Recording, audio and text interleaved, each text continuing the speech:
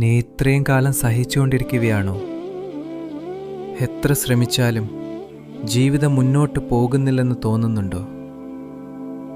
ഒരുപാട് കാര്യങ്ങൾ നിനക്ക് മാത്രം എന്തുകൊണ്ട് സംഭവിക്കുന്നു എന്നൊരിക്കലെങ്കിലും നീ ചോദിച്ചിട്ടുണ്ടോ?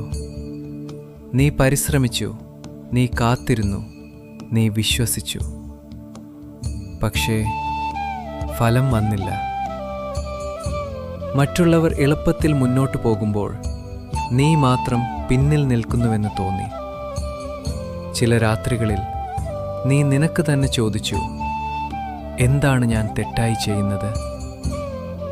അപ്പോൾ ശ്രീകൃഷ്ണൻ പറയുന്നത് കേൾക്കൂ.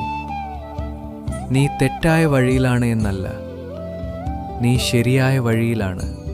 പക്ഷേ നീ പരീക്ഷിക്കപ്പെടുകയാണ്. ജീവിതം ശക്തരായ ആളുകളെ മാത്രം പരീക്ഷിക്കും.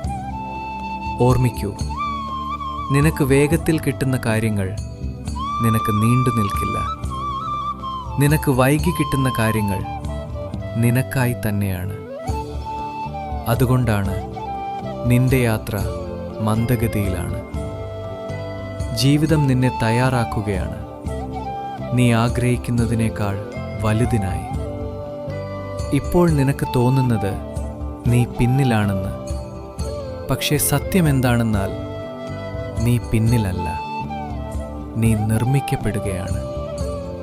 ഒരു ദിവസം നീ ഇപ്പോൾ കടന്നുപോകുന്ന ഈ വേദന നിന്റെ ഏറ്റവും വലിയ ശക്തിയായി മാറും. അതുകൊണ്ട് നിർത്തരുത്.